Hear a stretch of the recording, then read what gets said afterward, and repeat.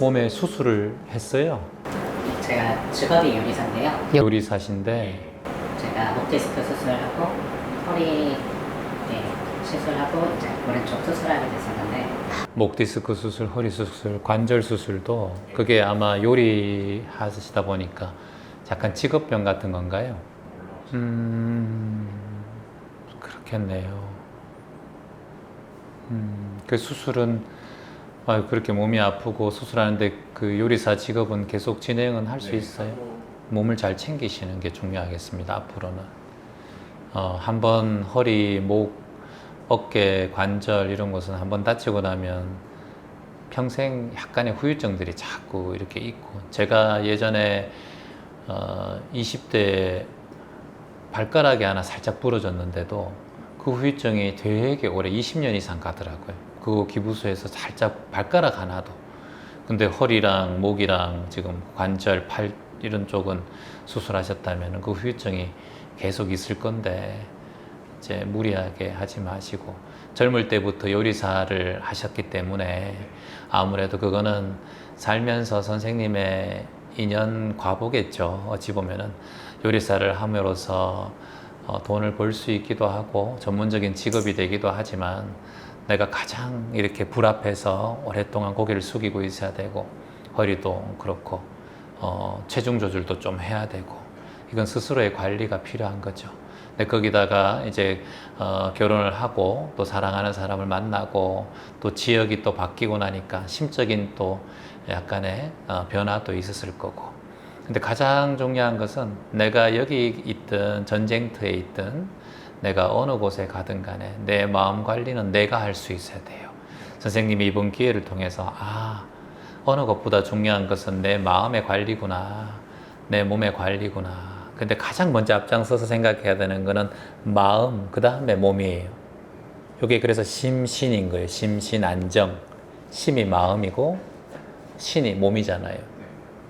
그래서 딱 보고 내가 지금 제가 항상 그랬잖아요. 어리석은 마음, 이걸 우리가 상이라고 해요. 아상. 내 생각이 맞다라는 생각. 그래서 상이 있으면은 행동을 하게 되고, 행동이 있으면은 의식이 만들어지고, 의식이 만들어지면 그게 습관이 되고, 습관이 만들어지면 결국은 그건 인과로 드러나는 거거든요.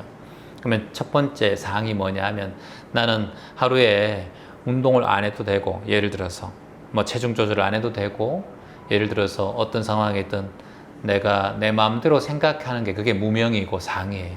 어두운 마음이에요. 그랬잖아요, 제가. 그래서 무명, 행, 식, 업, 과. 이 무명이 리꼴 상입니다. 상. 아상. 나자를 쓰거든요. 나자를 쓰고, 아상은 생각상자예요. 내 생각을 아상이라고 해요. 그래서 무명, 행, 식, 업, 과를 5개 말하면 무명을 상이라고도 할 수 있어요. 상, 행, 식, 업, 과라고도 할 수 있어요. 내가 상을 내는 거예요. 상. 상이 뭐냐 하면, 선생님이 요리를 하고 어릴 때부터 좋았지만 내 생각은, 생각은 좀 덜했고, 어찌됐든 이 전문직을 잡고 나에 대한 꿈이 있었고 그게 대해서 올인을 하고 최선을 다하는 건 좋았는데 그건 본인의 상이었다는 거예요.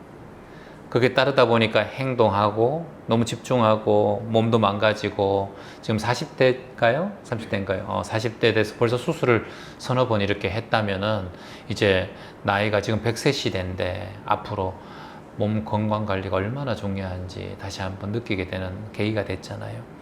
그래서 그렇게 행동했던 게 내 생각이었구나, 그런 행동을 했고, 그러니까 자꾸 의식은 이렇게 해야 된다라고 생각하고, 그럼 습관이 됐고 식이 만들어지고 결국은 과를 수술하고 몸이 아픈 과를 겪게 되는 거예요. 이게 인연인 거예요. 그러면 이제 선생님께서는 어떻게 살아야 되겠습니까? 처음 우리 내 생각, 아상을 좀 내려놔야 돼요. 내가 추구했던 20대에 생각했던 마음, 30대에 생각했던 마음을 이제 조금씩 바꿔 가셔야 돼요. 얼마나 다행이에요. 젊을 때 이렇게 알아서. 선생님이 나이에 대해서 50대에서 60대에서 수술한다면 그때는 재기가 불가능해요. 몸이. 후유증도 심하고, 지금은 젊기 때문에 회복도 될 수 있고 빨리빨리. 그리고 이렇게 마음 공부를 아내 덕분에 만났으니까 이게 내가 생각이 맞다는 생각. 뭐 젊을 때 요리사하고 이렇게 하면서 그게 어떤 생각이 있었어요? 본인의 욕심이 있었을까요? 그때 전부터 그랬던 것 같아요. 마음이 오라고 힘들었구나. 집안에 큰 대소사 일들이 많았네요. 아내가 유산이 되기도 하고 아버지도 암으로 돌아가시기도 하고 장모님도 또 힘든 마음들도 있었고 그래서 본인이 그런 여러 상황 속에서 힘든 마음이 있었겠네요.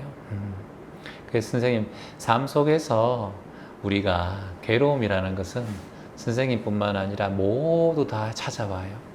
여기서 아버지 안 돌아가시는 분은 없어요. 우리도 다 죽고 그리고 우리가 여기서 병 안 걸려본 사람 없어요. 다 우울하고 공황도 좀 있고 우울한 마음도 있고 그리고 괴로운 마음도 다 있어요. 그게 내한테만 온다라는 생각은 내려놓고 일단은 찾아올 것이 찾아왔구나. 터질 것은 빨리 터지는 게 나아요. 간암이 오셨다면 돌아가실 수밖에 없는 상황이라면 돌아가시는 게 맞습니다. 하루에 우리 지구는 2초에 한 명씩 죽어가거든요. 굶어 죽어가거든요. 아까 저쪽 가서 사진 보셨잖아요. 물을 잘못 먹고 20명의 아이들이 죽기도 하고 수없이 많이 죽음과 생과 사 속에 있어요. 근데 여기에서 두려워할 필요 없고 그것이 나에게 찾아온다고 해서 지금은 마음이 아프고 괴롭지만 그것이 내 인생 자체를 흔들면 그건 어리석은 마음이에요. 유산도 될 수 있고요. 아이가 멀쩡하게 살았다가 저번에 7살 된 애가 엄마가 모는 차에 트렁크에 내려놓고 후진하다가 자기 아이를 치여가지고 사망해가지고 여기서 그 마음을 다스리려고 오신 분도 계셨어요. 아이 놓고 7살 때까지 키워서 그 괴로움을 어찌 말하겠습니까? 그 엄마의 괴로움, 아버지의 괴로움을 어찌 말하겠습니까? 유산되어도 이렇게 힘든데 7년 동안 그것도 자기가 뒤에 마트 갔다가 물건 내리고 내리라고 집에 들어가라 그랬는데 현관문으로 들어간 줄 알았는데 아파트 지하 주차장은 삐삐삐 하고 들어가잖아요. 안 보인단 말이에요. 어둡고. 그래서 저도 아파트 살지만 근데 아이가 뒤에서 뭐가 소리가 나서 귀뚜라미 있는지 소리가 나서 그거 보다가 내린 줄 알고 뒤로 후진하다가 그 자리에서 아이를 사망시킨 어머니의 마음. 또는 얼마 전에도 20살 돼서 군대 가서 아이가 이제 갑자기 우울증이 오고 그래서 갑자기 거기서 스스로 삶을 마감한 부모님도 계셨고요. 이렇게 인생은 너무나 괴로운 일들이 우리한테 일어나요, 선생님. 유산 또한 수없이 많은 유산들이 일어나고 있어요. 요즘 현대사회에서는 스트레스가 큰 병이기 때문에 산모가 스트레스를 받고 주변의 환경이 편안하지 못하면 영향이 올 수 있습니다. 그런데 유산이 온 게 잘 된 거예요. 너무나 감사한 일이에요. 그 아이가 어렵게 해서 배에서 미약한 상태로 만일 태어나면 장애가 입을 수도 있고요. 평생 이 아이에게는 괴로운 삶이 이어질 수도 있고요. 그 근처에게는 부모와 형제지간 다 괴로움 속에 살 수 있어요. 그걸 잘 키우는 부모도 있지만 아직까지 자기의 마음도 힘든 분들은 장애 아이가 태어나면은 자기도 너무 괴로워서 힘든 삶을 살아갈 수도 있어요. 근데 아이가 스스로 안 태어나고 유산이 된다는 것은 그 아이가 그만큼 태어날 만큼 잉태되지 않도록 스스로가 자기를 알고 자기 스스로가 그렇게 됐다고 생각하셔야 돼요. 저는 그게 맞다고 보거든요. 그리고 그 아이가 엄마의 자궁 속에서 더 양분이 되고 거름이 되어서 다음 아이를 위해서 스스로를 희생해 줬다고 생각하셔야 돼요. 그래서 감사하게 생각하셔야 돼요. 아쉬우면 안 돼요. 아쉬우면은 그 다음 아이도 들어서지 않고 힘들어집니다. 그러니까 너무나 고맙다. 너 때문에 내 배가, 내 자궁이 더욱더 튼튼하게 되겠구나. 고맙다. 그리고 너의 그 기운을 살아서 그 애가 또 태어나는 거거든요. 같은 밭이에요. 그 애가 사라져도 그 아이의 씨앗이 또 태어나고 엄마의 자궁 속에서 또 잉태되는 거예요. 다 뿌리는 같아요. 그래서 그 존재가 떠났다 이런 생각할 필요 없어요. 아이한테는 되게 감사해요. 아이한테 감사한 게 와이프가 일반 여성보다 혈성판 수치가 너무 높아서 저희는 아이를 낳을 수가 없거든요. 그 아이 때문에 그걸 알게 되었고 이제 병원에 가서 혈소판 수치를 낮추는 약이 있어서 지금 와이프가 매일 복용 중이거든요. 그래서 약을 먹게 되면 그거를 이제 어떻게 보면 그 아이 때문에 저희가 아무 탈 없이 생명 유지를 하면서 지금 잘 살아가고 있는 게 저는 그 아이한테 정말 감사하거든요, 솔직히. 아이가 유산되면서 아내의 병명을 알게 된 거네요. 참 감사한 일이네요. 그러니까 그 아이가 잉태된 그 자체, 유산된 그 자체가 엄마의 생명을 살리는 일이에요. 얼마나 감사한 일이에요. 정말 선생님 기적 같은 일들이에요. 우리가 모르고 있다가 갑자기 툭 넘어가서 병원에 가보니까 병명을 알아가지고 생명을 건지는 일이 있잖아요. 자신의 병을 모르다가 정기검진하다가 검진하다가 암을 발견하기도 하고 그 아이가 정말 감사한 일이고 덕분이네요. 엄마는 그런 마음으로 참 감사하게 살아야겠어요. 걱정할 게 하나도 없어요, 선생님. 그리고 아버지가 암으로 돌아가신 거는 뭐 그런 암으로 돌아가실 일들은 많고 아버지는 어떻게 해서든 돌아가시고 부모들은 그러니까 그건 감사한 일이고 그리고 장모님이 아픈 것도 장모님이 살아계신 것만 해도 감사하고 누구나 다 아프니까 아픔이 있어 보니까 그 아픔이 아내에게는 더 큰 의미가 되었으니까 그래서 아픔이 오심에 감사합니다. 어떤 상황이든 고맙습니다. 이렇게 마음 내셔야 돼요. 그리고 본인도 수술하고 몸이 아프고 힘들더라도 어느 순간에서도 내가 이렇게 일할 수 있음에 감사하고 옆에 아내분도 같이 한번 해보죠. 얘기해보죠. 예. 같이 오셨으니까. 신랑님한테 말씀드리기가 조금 괜찮을까라는 생각이 많았는데 그러니까 환경적으로 어렸을 때부터 조금 그러니까 어머니가 조현병을 갖고 계시고 약간 계속 복용 중이신데 지금도 조금 남들 앞에 나서거나 아니면 어릴 때부터 조금 그런 뭐 타인들이 많은 곳이나 아니면 그런 곳에서 좀 민망함이나 조금 내가 생각했을 때 그런 부분들을 좀 많이 겪다 보니까 처음에는 빅전 명상을 2018년도에 되게 힘들 때 알게 돼서 그때는 엄청 간절해가지고 지금도 비팔레는 매일 하고는 있지만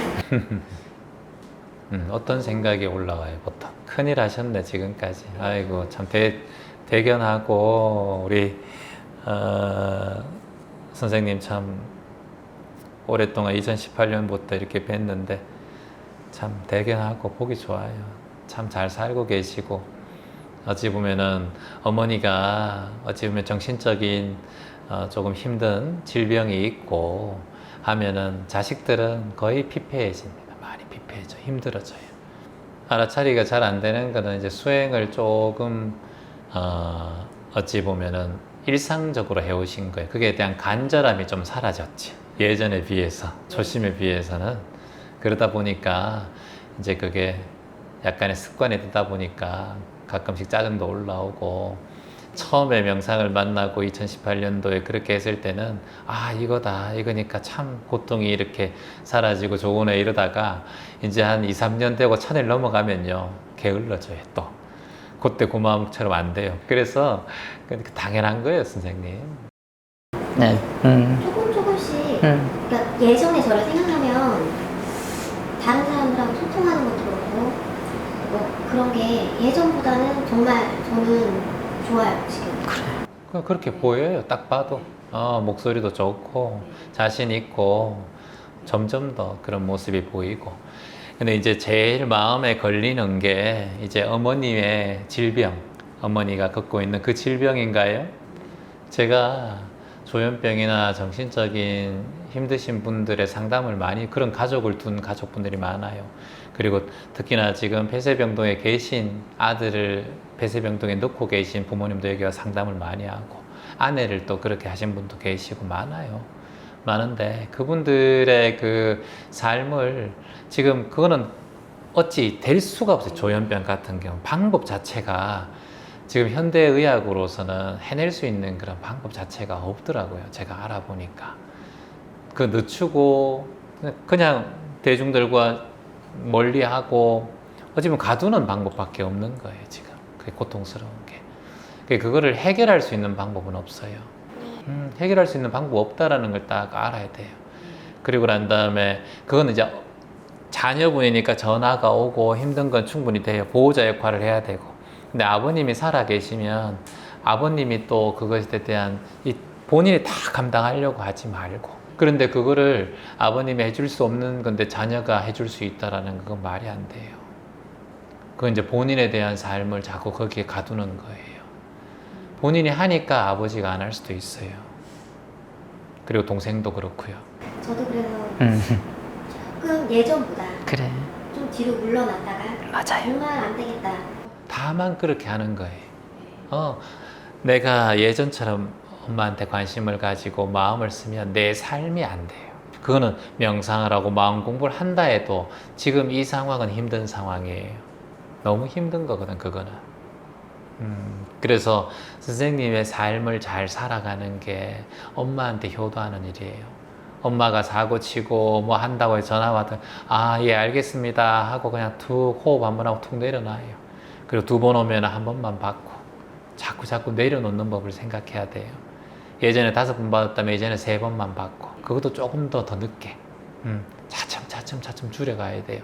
그리고 선생님이 행복해야 돼요. 선생님이 행복해야 이제는 내 삶을 살아갈 때가 됐어요. 20살이 넘었잖아. 그리고 엄마가 그 질병이 있는 것은 자식이 어떻게 할 수도 없는 것이고 하늘도 어떻게 할 수 있는 게 아니에요. 그거는 그냥 평생 가지고 간다 보셔야 돼요. 그럼 내가 평생 어머니 돌아가실 때까지 내 삶까지 그렇게 되면 안 돼요. 그거는 효도가 아니에요. 엄마의 삶에는 딱 정을 끊고 인연을 끊어 주셔야 돼요. 그리고 아버지가 살아 계시기 때문에 딸이 하니까 아버지는 항상 뒤늦게 이렇게 생각할 수도 있어요. 일단 또 아버지도 아버지의 삶이지만 일단은 배우자기 때문에 그래서 딸이 그걸 다 해나려고 하지 말고 예전에 100% 했다면 이제 50%를 딱 줄이고 50%도 30%로 줄이고 해나가고, 그리고 엄마가 어떤 얘기를 하면 엄마하고 대화를 해요. 나중에 정신이 좀 괜찮을 때 엄마 나 정말 이제 좀 내 삶을 잘 살아갈게, 엄마도 잘 살아갔으면 좋겠다고 그렇게 하고 지금까지 키워줘서 너무 고맙고 감사하다고. 그거에 대해서 똑같이 장모님처럼 장인어른도 조금 장애가 있으신데 2분 다 장애가 있다 보니 이제 아내가 그에 대해서 더 케어를 하고 예전부터 그렇게. 그런데 엄마하고 전화를 안 받고 엄마가 안 한다고 해서 이제 보호자가 딸 역할이 보호자 역할을 하고 있는 거네요. 그러면 모든 것을 어디 전화가 오든 다 본인이 다 감당을 해야 되는 부분이에요. 네, 그런데 전에는 그랬었는데 지금은 채연님 말씀처럼 어느 순간 정말 많이 바뀌었어요. 놓아야 돼요, 그거. 놓아야 돼요. 그러니까 제가 말씀드리는 그거예요. 내가 엄마의 딸이기 때문에 내가 아버지, 어머니의 질병을 내가 다 어찌됐든 케어, 그런 건 없어요. 어떠한 지구상에 있는 동물도 그렇게 하지 않아요. 처음에 감상을 하기 전에 100이 있으면 거의 80%를 다 하려고 했지만 지금은 이제 아내가 명상을 하고 나서 거의 한 40에서 30 정도? 그러니까 그게 효도고 그게 인간의 도리고 그런 게 없어요. 인간의 도리는 내가 잘 살아가는 게 도리예요. 그리고 부모님이 암에 걸려서 돌아가시든 뭐 질병이 있든 정신병이 있든 그건 부모님의 삶이에요. 그걸 왜 계속 신경을 쓰고 있어요? 그러니까 그게 본인의 지금 업인 거예요. 습관인 거예요. 예전부터 해온. 저 아버지 얼마 전에 교통사고 나서 차가 전복돼서 개울로 굴러 떨어져 가지고 형한테 전화가 온 거예요. 아버지 지금 응급실에 있다. 형 알겠습니다. 아버지 위해 기도할게요. 그러고 안 갔어요. 제가 바빠가지고. 아버지가 들으면 엄청나게 섭섭해 하겠죠. 왜냐하면 생사가 왔다 갔다 하는 길이고 119에 실려갔는데 전복돼서 차는 폐차시키고 아버지 그냥 기도할 뿐이고 내가 할 일을 하는 거예요. 그게 막 뭐 사고 나고 뭐 엄마 갑자기 무슨 사소한 어떤 그거는 국가에서 법치국가에서 조금씩 법의 굴레 속에서 경찰이 왜 있고 법이 왜 있어요. 그걸 왜 딸이 본인 다 책임지려고 그래. 딱 내려놓고 사회에 맡길 건 맡겨요. 그리고 뭐 특별하게 사인을 해야 되고 보호자 대표 사인을 해야 되고 그런 것만 신경을 쓰고 사소한 것에 이제 마음을 탁 내려놓으면 좋겠어요. 내 삶을 살면 돼. 그러니까 어머니가 그렇다고 돌아가시든 아버지가 돌아가시든 그 아버지 어머니 인생이야. 그 선생님이 그거를 어떻게 할 수 있는 게 아니에요. 그거는 자식이 할 수 있는 역할이 아니에요. 그건 의사도 할 수 없어요. 그건 하나님도 할 수 없어요. 예수님도 할 수 없는 거, 부처님도 할 수 없는 거예요. 근데 그걸 본인이 어떻게 해? 정신적인 망상이 일어나고 조현병 같은 경우는 어떻게 할 수 있는 게 없단 말이에요. 일단은 사회와 열애시키고 그 사람의 인생은 그 인생인 거예요. 그거를 내가 고칠 수 있는 일도 아니고 뭔가 할 수 있는 일도 아닌데 마음을 쓰고, 그리고 본인이 어떤 사회에서 무리를 일으키면 본인의 인과인지를 알아가지고 그것도 자기가 느껴야 되고, 엄마가 조심하게 스스로가 해야 돼요. 그 병을 빌미로 자꾸 그런 행동을 하고 빼주고 그러면 안 돼요. 내 이번에 한 분 같은 경우도 약간 조현병이 있는 분이에요. 그분이 버스에서 여자의 머리를 이렇게 때렸어요. 때렸는데 그 친구는 쓰다듬는다고 생각하고 쓰다듬은 거예요. 이 친구가 총각이다 보니까 여성에 대한 마음이 일어나니까. 근데 성추행으로 고소가 됐어요. 그래서 경찰서에 바로 잡혀갔어요. 그 친구가. 그래서 그 친구 폐쇄병동 들어갔어요. 들어가서 잘 있어요. 그 면회 갔다 왔어요. 어머니가 면회 갔다 왔다는 거예요. 어디 잘 먹고 잘 있더라고. 적응 잘하고 있더라고. 혼자 있으면 집에서 얘기할 사람 없으니까 거기 가면 얘기할 친구들이 많잖아요. 그러니까 재밌어하고 그렇다고. 그리고 6개월 동안 거기 있어야 된대요. 근데 6개월 동안 거기 합의해져가지고 또 1년 동안 있어야 되는 거예요. 그 인과예요. 그러고 나서 그 친구는 젊으니까 점점 다 그렇게 몇 번 됐거든요. 몇 번 하니까 그런 행동이 1년에 2번이다가 이제 한 번으로 줄어드는 거예요. 자꾸. 본인도 인지해야 된단 말이에요. 본인의 인과를 본인이 맞닥뜨려야 되는데 자꾸 남편이나 딸이 사정 빌고 막 그렇게 해서는 안 된다는 거죠. 그래서 아무리 조현병이 있든 어떤 게 있든 자기 인과는 자기가 느낄 수가 있어요. 망각할 수는 있더라도. 그래서 그걸 자꾸 깨닫게 해 주셔야 돼요. 그래서 그건 다만 엄마가 그렇게 했으니까 그렇게 되는 거구나 라고 알면 돼요. 한 존재로 봐주세요. 엄마라 생각하지 말고 조현병이 있는 한 존재, 정신적인 장애가 있는 분, 그렇게 바라보시고, 내가 그게 올인하면 안 돼요. 봉사를 할 때도 올인하면 오래 못해요. 지금 선생님이 올인하면 내가 지쳐버리고 내가 망가져버리면 엄마 아빠도 없어요. 내가 죽겠는데 뭐. 선생님도 그랬잖아요. 스스로 삶을 마감하고 싶었다고. 그게 왜 생각이 일어나겠어요. 그래. 그러니까 내 삶까지 망가져버리면 그거는 그때는 케어할 사람도 없는데, 어떤 상황에서도 돌아가시면 장례 잘 치러드리면 돼요. 그것만 잘하면 돼요. 부모는. 저도 그래요. 아버지가 그때 사고 났을 때 아버지 만일 돌아가시면 내가 장례 잘 치러드려야겠다 이 생각했어요. 그리고 일주일 뒤에 갔어요. 중간에 전화도 안 하고 바빠서 그냥 인연이구나 라고 생각했어요. 내가 간다고 당장 뭐 수술을 할 수 있나?